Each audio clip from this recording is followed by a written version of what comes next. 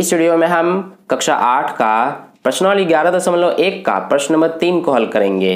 तो चलिए स्टार्ट करते हैं इस वीडियो को।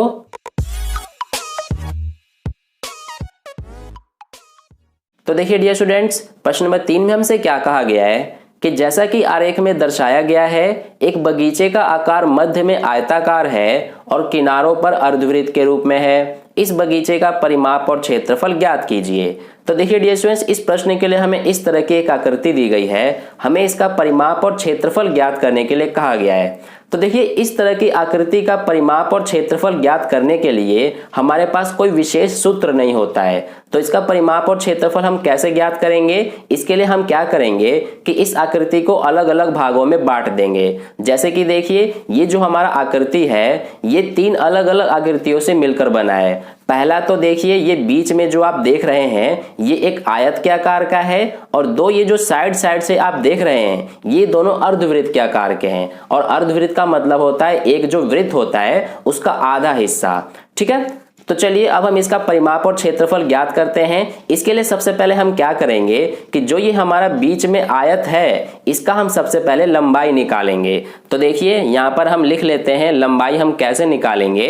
देखिए इसके लिए ये जो आप देख रहे हैं 20 मीटर, ये जो 20 मीटर है ये इस पूरी आकृति की लंबाई है, यानी कि यहाँ से लेकर के यहाँ तक ये पूरी आकृति की लंबाई हमें दी गई है। लेकिन आयत की जो लंबाई है ये हमारा यहाँ से लेकर के यहाँ तक है।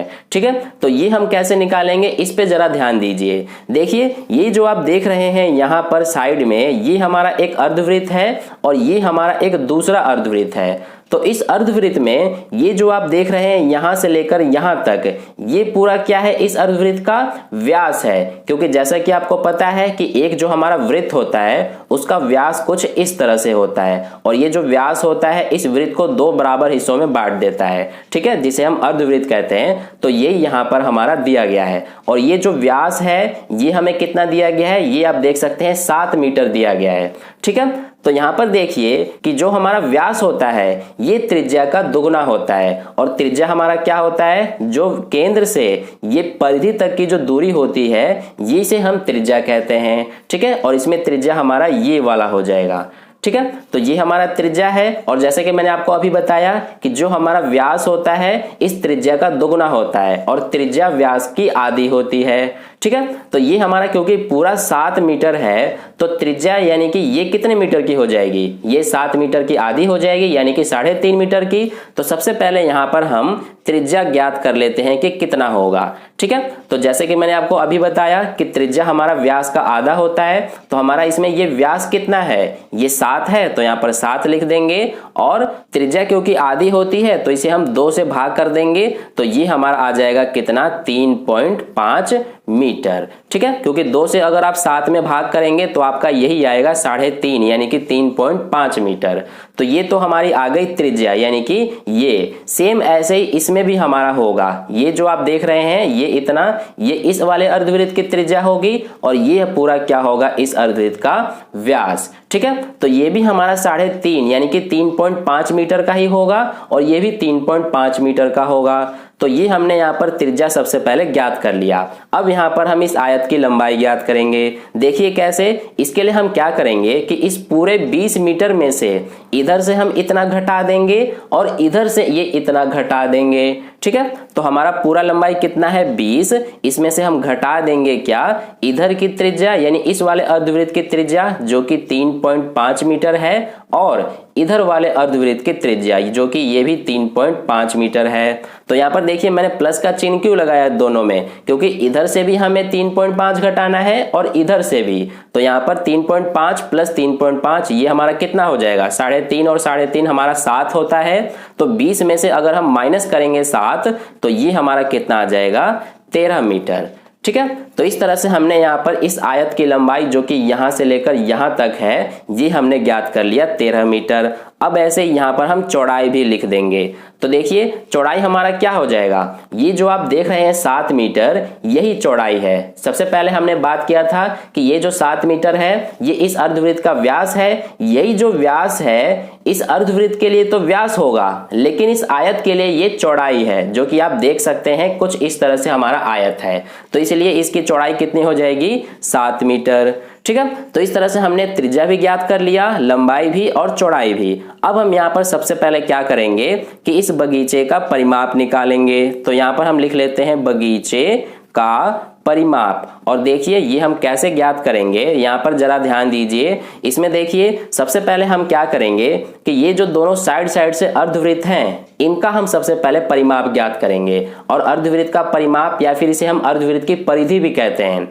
तो देखिए अर्धवृत्त की परिधि ज्ञात करने के लिए हमें इसमें सूत्र लगाना पड़ेगा।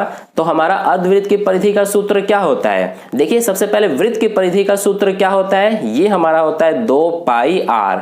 अब इसी में अगर हम 2 से भाग कर देंगे तो ये हमारा अर्धवृत्त की परिधि का सूत्र बन जाएगा। ठीक है, तो ये तो पूरा हमारा एक अर्धवृत्त की परिधि का सूत्र हो गया, लेकिन यहाँ पर 2 अर्धवृत्त हैं इसलिए यहाँ पर हम 2 से गुणा कर देंगे। ठीक है, तो ये हमारे 2 अर्धवृत्त की परिधि का सूत्र हो गया। अब इसमें हम क्या करेंगे कि प्लस कर देंगे।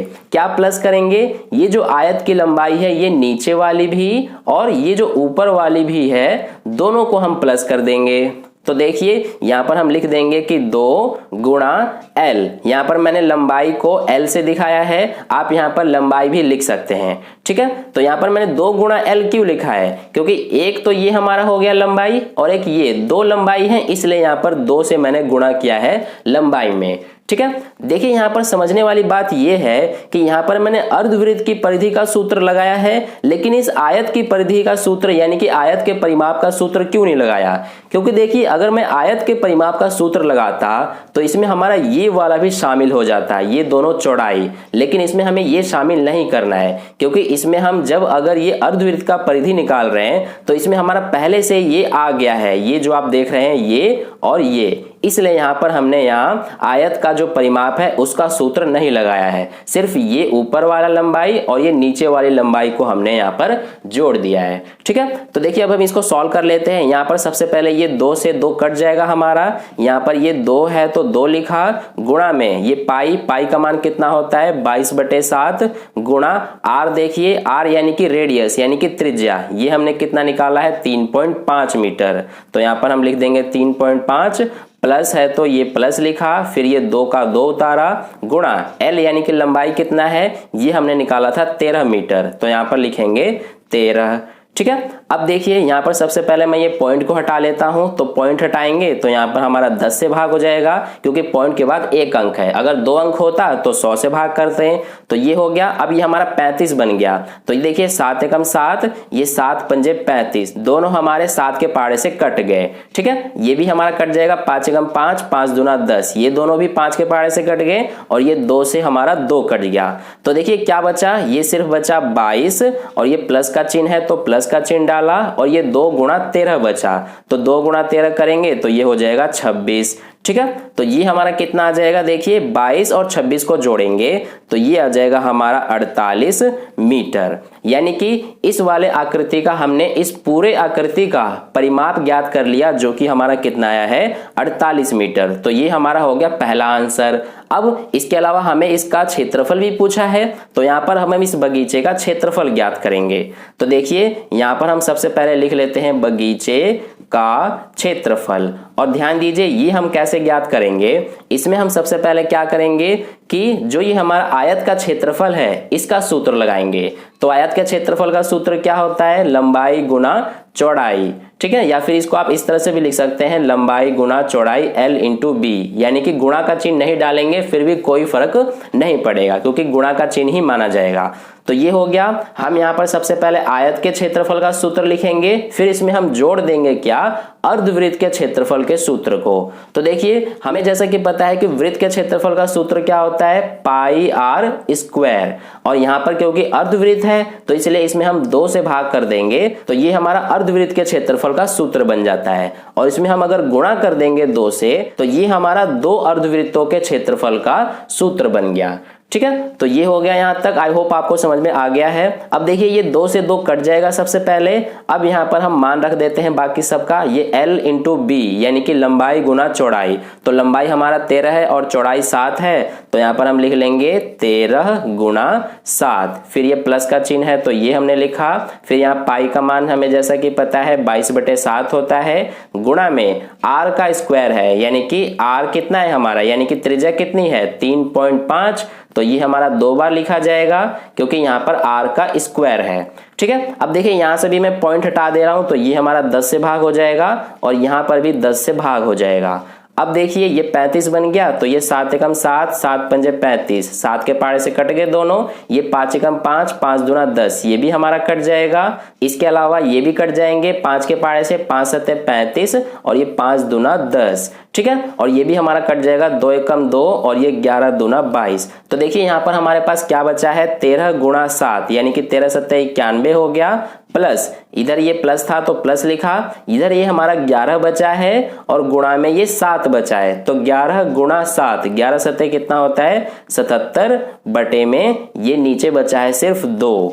अब देखिए यहाँ पर आप इसको कैसे भी सॉल्व कर सकते हैं, ये आप भिन्न के रूप में भी सॉल्व कर सकते हैं या फिर इसको काट के भी सॉल्व कर सकते हैं। ये देखिए अगर आप 2 से 77 में भाग देंगे तो आपका जो आंसर है वो आएगा 38.5। ठीक है, देखिए फिर मैं आपको बता रहा हूं, अगर आप 2 से 77 में भाग करेंगे तो आपका 38.5 आएगा। अब देखिए अगर आप 91 और ये प्लस में, इसको तो हमने भाग करके ये लाया है 38.5, तो इन दोनों को अगर आप जोड़ देंगे तो आपका आंसर आ जाएगा 129.5 मीटर स्क्वायर। ठीक है, तो ये हमारा एक तो आंसर है और एक ये आंसर है। ये हमारा बगीचे का परिमाप है और ये बगीचे का क्षेत्रफल है। तो इस तरह से हमारा प्रश्न नंबर 3 का हल कंप्लीट हुआ। अगर आपको वीडियो अच्छा लगा है तो लाइक कर दीजिएगा, अपने दोस्तों के साथ शेयर कर दीजिएगा और पहली बार वीडियो को देख रहे हैं तो चैनल को सब्सक्राइब करके बगल में जो बेल आइकन आता है उस पर ऑल वाले पे क्लिक कर लीजिए ताकि नेक्स्ट वीडियो जैसी अपलोड की जाए उसका नोटिफिकेशन सबसे पहले आप तक पहुंच जाए। तो फिर मिलते हैं अगली वीडियो में, धन्यवाद।